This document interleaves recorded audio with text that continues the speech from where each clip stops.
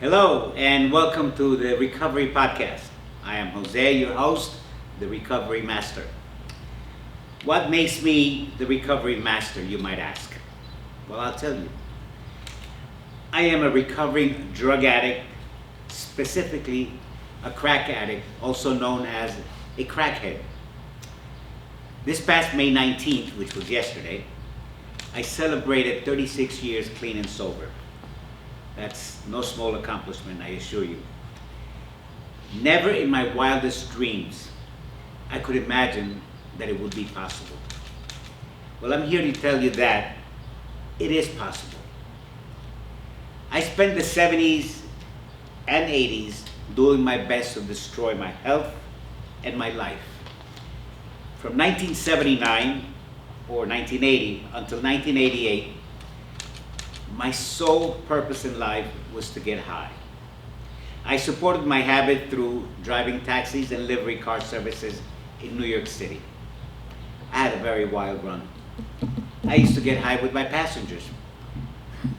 New York was one huge party town during those years. We would smoke weed and smoke cocaine or smoke crack on the way to their destination. By the time 1981 or 82 came around, I had snorted so much coke that my septum was about to collapse. The tiniest line of coke would burn as hell. That's when I realized I needed to find another way to ingest cocaine. That's when a friend and colleague came into the picture. He introduced me to, of all things, crack cocaine. After I took that first hit of the crack pipe, I fell instantly in love. The high was so intense, so euphoric, it reaches your brain instantly, that you just don't want to stop. You want to keep going and going and going until you run out. Sure enough, I would run out. Then I would proceed to go pick up passengers off the streets, to put together enough money to buy a few vials of crack. Sometimes I would run out of gas because instead of putting gas in the tank, I would put crack in my pipe. Some of the passengers would actually help me push the car to the closest gas station. It's unheard of. That's the kind of life I led. There were crack spots all over New York City. Manhattan, Harlem, the Bronx, Queens, Brooklyn.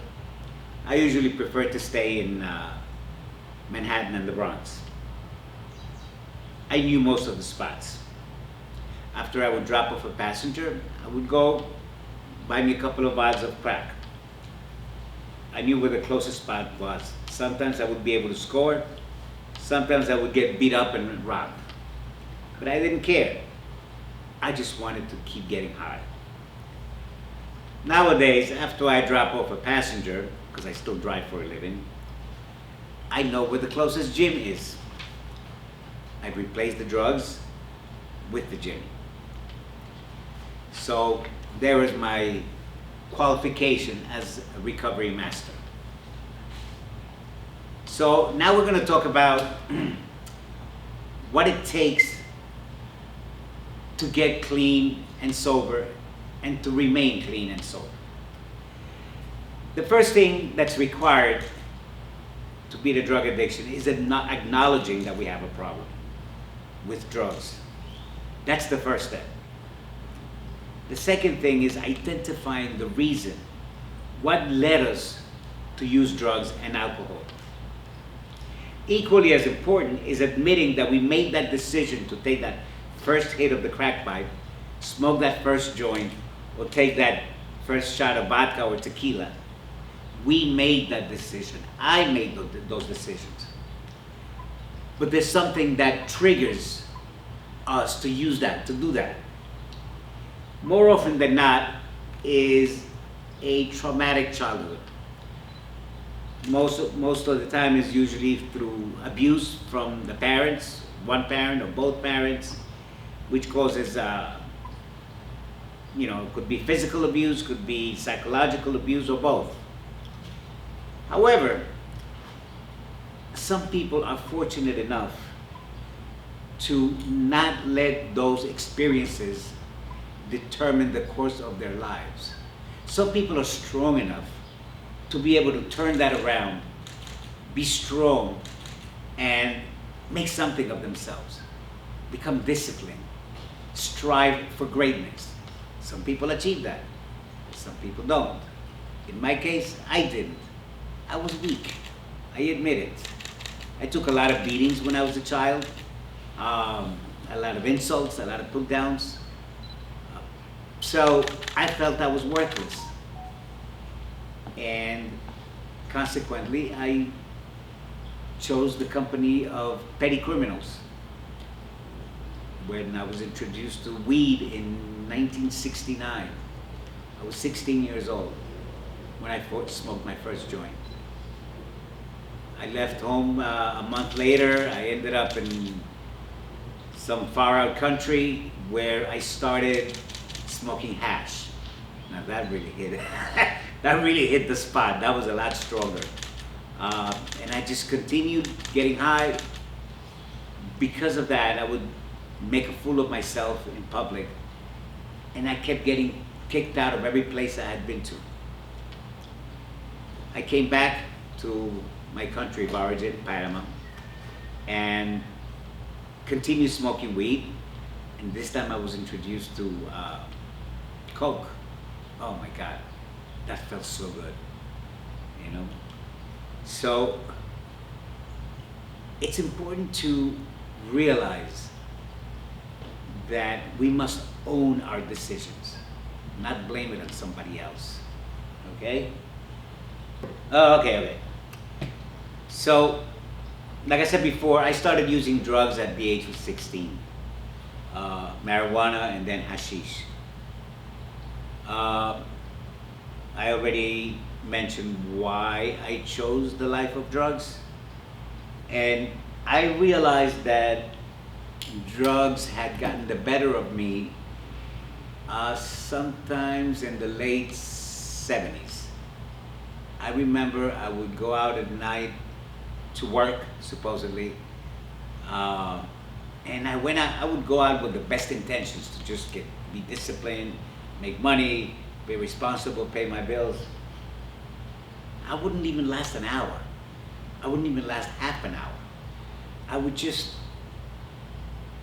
15 minutes from being behind the wheel of the taxi, I would head straight to the closest spot, whether at the time it was coke and weed.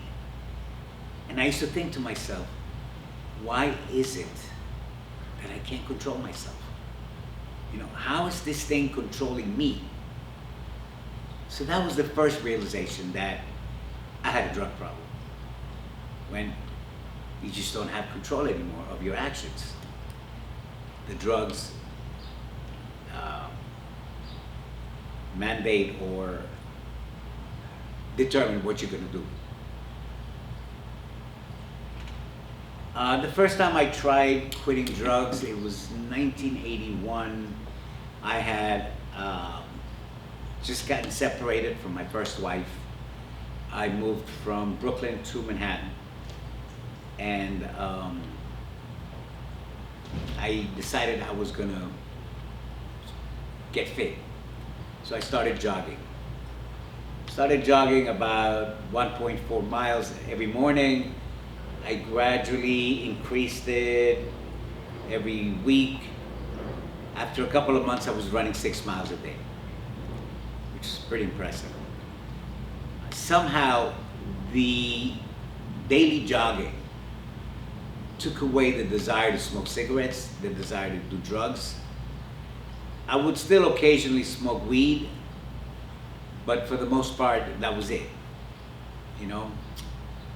So during that period, I was doing these seminars from an organization called EST, E-S-T.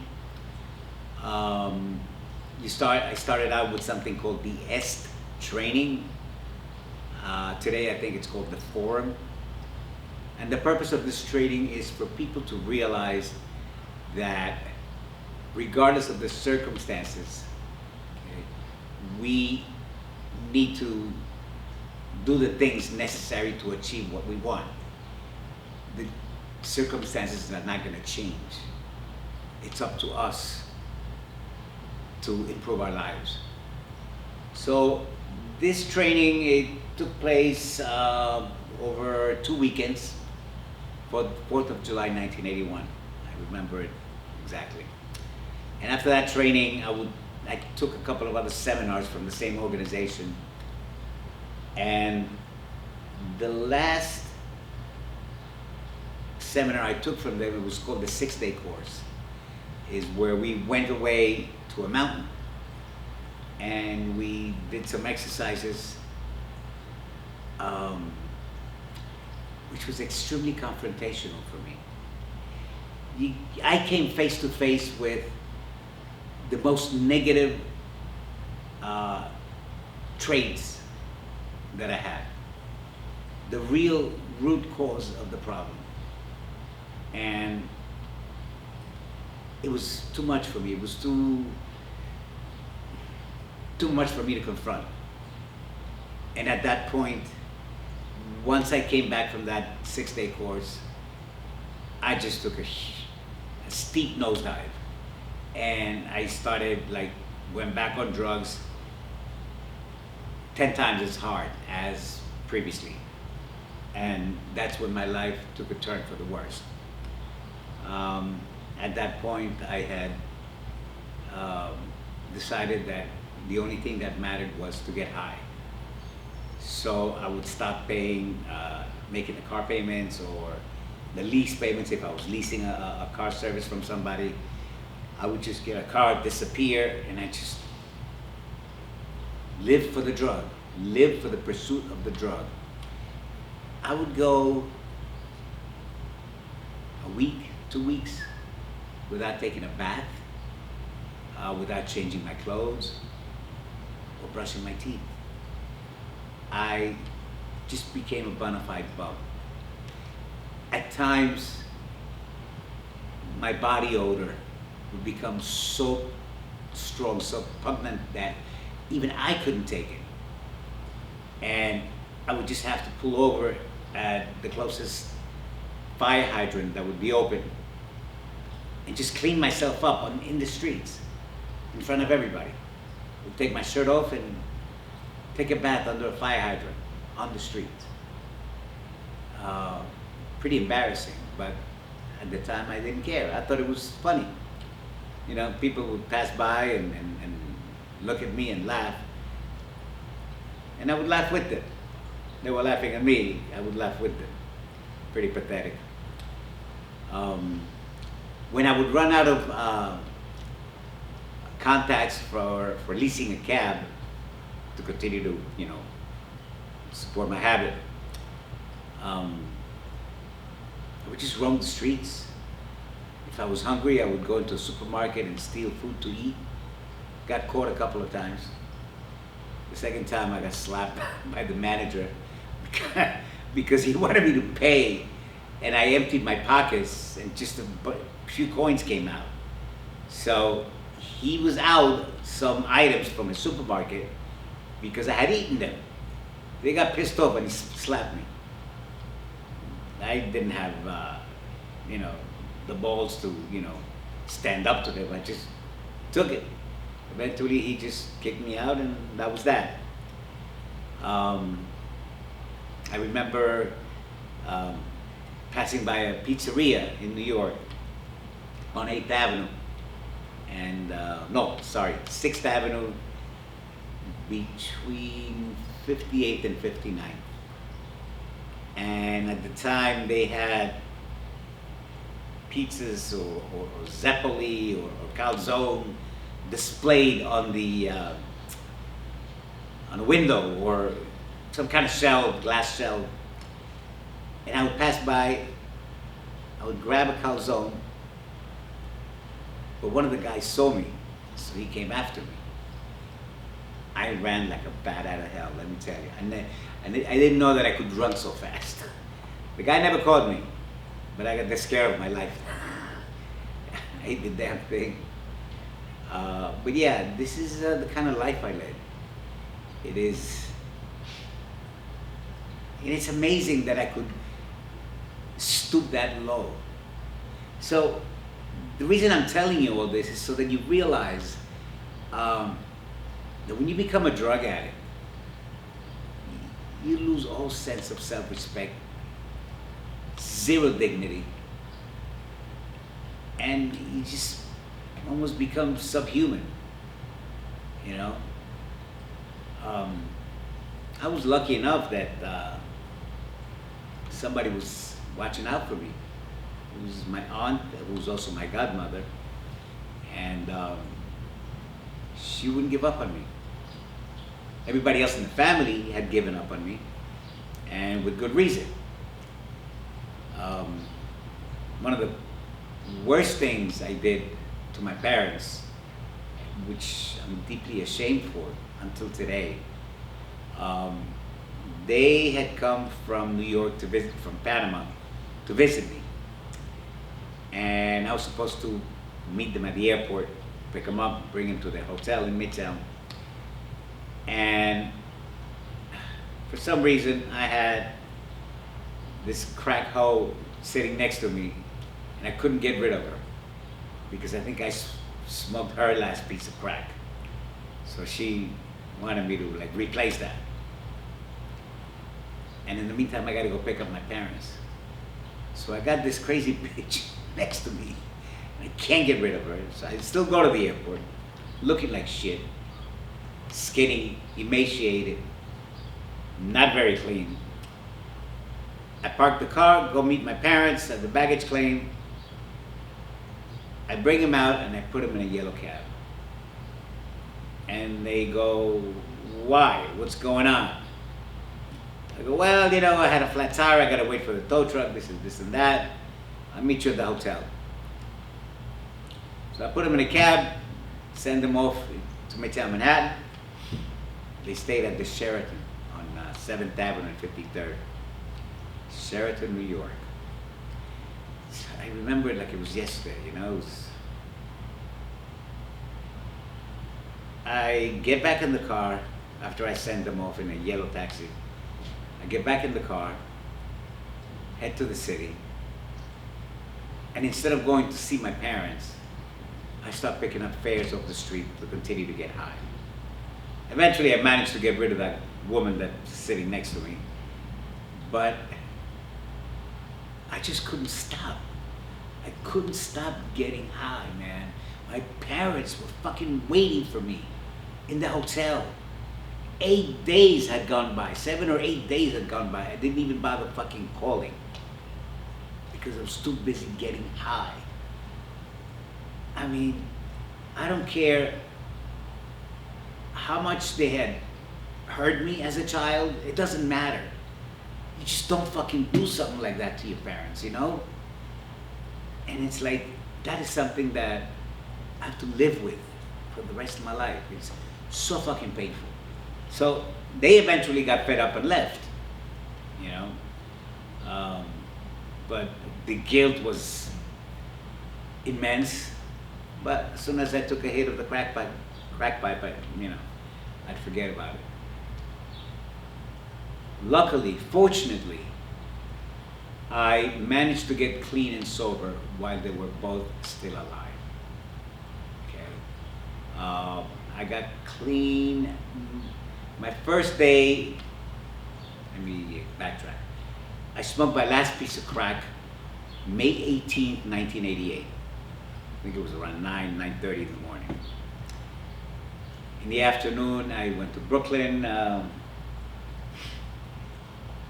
picked up an airline ticket from my ex-wife and $70 cash, headed to LaGuardia Airport, landed in Miami, of all places,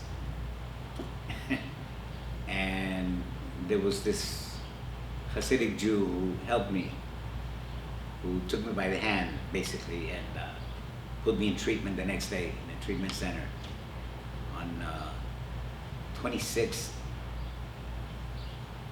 Terrace and Biscayne Boulevard. That place doesn't exist anymore. It was called Bethesda Manor.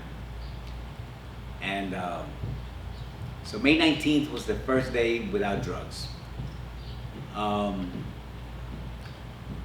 They say that, it takes a month for your body to get rid of all the toxins from drugs. So maybe people tell me I can't claim that May 19th is my first day clean and sober, but whatever, The last piece of crack, I smoked it on May 18th.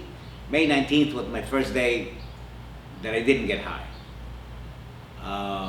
That was 1988. We're up to 2024. 36 years. Wasn't easy. Takes a lot of work. Takes true commitment. You don't have to do it alone. All it takes is one person who's willing to help you. But you gotta be willing to do whatever they tell you. And with that, I'm gonna end today's session. And we hope that you come back for more spicy stories and more inspiring stories. Thank you very much. See you next time.